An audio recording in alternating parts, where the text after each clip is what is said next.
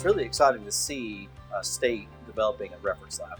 From our perspective, we're a developing marketplace in the Southeast in Georgia, and we don't have resources like this. All of us that work in cannabis regulation know the value and importance of keeping the consumer and the public safe. So it's great to see Oklahoma make the investment, honestly, and hopefully we can see more of this develop across the country. For people who aren't sciencey like me, it's hard to really understand what the sophistication that goes into this is. And so really being able to see that you have all these different pieces of equipment that go into what sounds simple, which is safety, but it really takes a lot to get things done.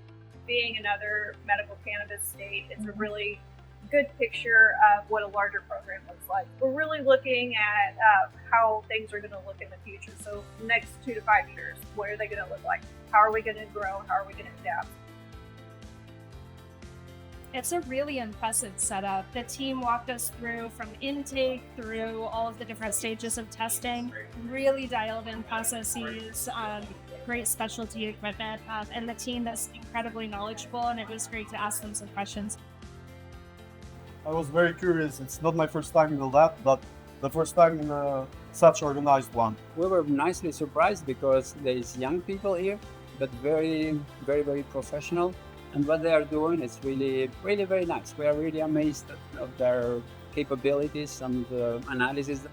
I've really enjoyed seeing these facilities and seeing the commitment, the knowledge, the expertise, and passion for protecting Oklahoma citizens. It is just another opportunity to see what's going on. I see what you folks are doing, I compare that to what we're doing, and then I'm going to ask questions. I'm looking forward to getting my team briefed and then getting on a call with the folks from this lab so that we can start talking about the technical stuff. I think the consistency on the strict guidelines and regulations is how we keep the other state. If one state is a bit lax versus another state, it kind of creates a market where the expectations are not going to be the same, and you don't want to harm people, but if you don't have these guidelines, people will get harmed. I think that it is important for us to start to get one sort of unified standard, and the more that regulators like myself and all the folks that are here get to see what everybody else is doing, I think each of us usually take a little piece of this. So in my standards or my regs, there might be a little bit of Oklahoma, a little bit of Colorado, a little bit, it's really helpful.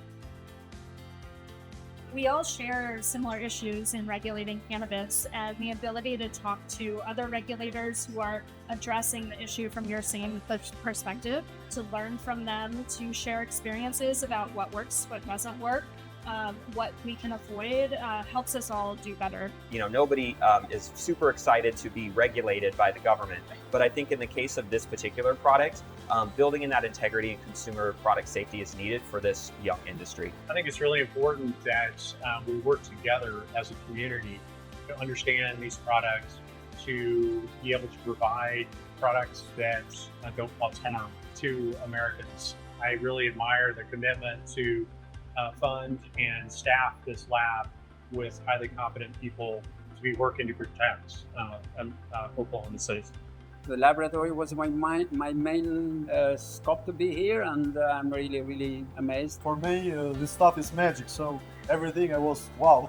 That's really impressive setup, so thank you for the tour. Inviting regulators from across the globe to tour OMA's QA lab gave me a sense of pride and excitement. Today, we shared a piece of Oklahoma with the world, and it was really rewarding to realize the impact our state can have on a global scale.